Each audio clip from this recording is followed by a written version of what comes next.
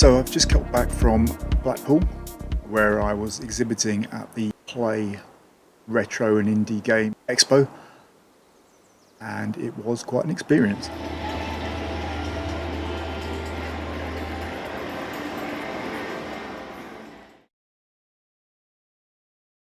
So when I arrived in Blackpool, after a 5-hour drive, I have to say I was disappointed a little bit when I arrived at the venue. The weather wasn't great, I was tired, maybe a bit grumpy, and when I got to the reception at the hotel there was a massive queue. When I actually got into the venue itself, it was a great venue, lots of space, big high ceilings. The Play Expo guys were really helpful. He gave me a wristband, he sent me to my table, got me set up,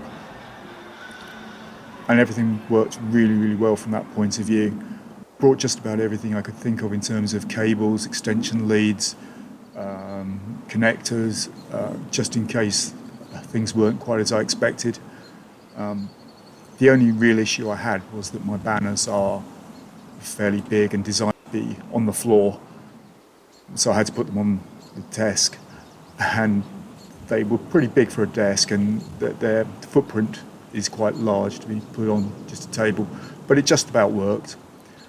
I'm glad I took a fan because as the day wore on, it got quite warm in the venue, even with the high ceiling. But everything ran flawlessly. I took a little disco light with me because once I turned the lights off, it was a little bit dark in there. So all these little bits and pieces that I've learned about going to an exhibition are invaluable. So it's the first time I've got feedback on what I've been doing from the general public. I've had a tester who is somebody I know who's come in and played the game quite extensively for a few days and taken his feedback into account, and that all went into the build that I showed off at the expo. But this was an opportunity to get feedback from real people who were interested in this sort of thing. And I also wanted to get some exposure for the YouTube channel and see if I could get a little bit more interest there, which I did, just a little bit, but every little helps. But the main thing was to get people to look at the game and tell me what they really thought. And I got quite a lot of very useful feedback, I have to say.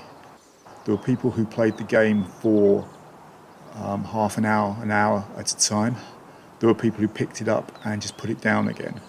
I did notice that, generally speaking, little kids weren't that interested in it, which is kind of what I would have expected.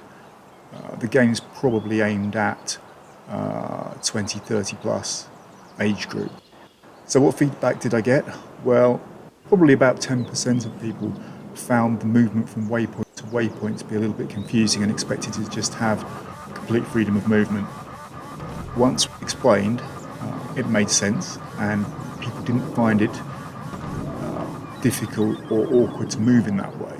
So one of the things I think maybe I need to do is, when you first open the game and start playing it, maybe have a little bit of explanation about some of the characters and what they're doing, how you move around, how you interact with things. Because something else I saw was that people would just shoot at everything. So again, maybe when you target things for the first time, it can do the equivalent of, are you sure you want to do this? Just to guide people for the first few minutes of playing the game. I got a lot of positive feedback about the style of the game, the graphical style. Obviously it's quite a retro looking graphic. It's not pixel art, but it's something like pixel art, a little bit, I don't want to say better, but a little bit more rounded and shaded than pure pixel art. And a lot of people really liked that, which was encouraging. The gameplay, I got some fantastic feedback from one kid. He played it for about an hour in total, came back the next day and played it more. And he gave me feedback on interactions with almost every character that's in the game, and that is so valuable to me.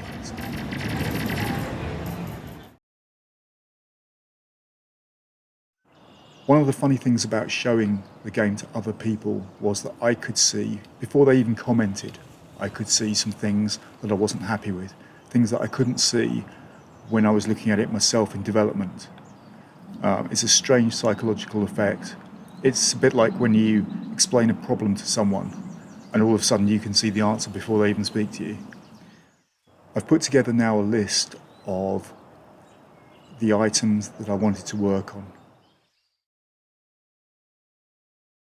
It's not easy doing an exhibition for 2 days. You're on your feet for a long time. You don't get to see much daylight. It's tiring. So on the Saturday night I did get a chance to have a look around the rest of the exhibits there. So there was a great arcade section. There must have been well over 100 arcade machines, going back to the late 70s. Some awesome stuff there, Defender, Space Invaders, Scramble, all those classics were there, and some slightly later stuff as well. There's some great 8-bit home computers, BBC Micro, Spectrum, Amstrad, all playing classic games. There's some retro consoles there, a huge stage with various tournaments, events going on. What am I witnessing, Dad? A big event and very enjoyable. It would have been nice to have been able to spend more time looking around actually, but obviously I was there for work. I'd like to quickly say hello and thank you to Ben and Paul from Leader for taking me under their wing, sharing a little bit of their experience, making me feel welcome, sharing a beer with me. So all in all, I've got great feedback. I've learnt some of the tricks about exhibiting, some of the things to look out for next time, and I should be able to improve the game that I'm doing. I've got a few more people looking at the YouTube channel. Thank you very much for coming along.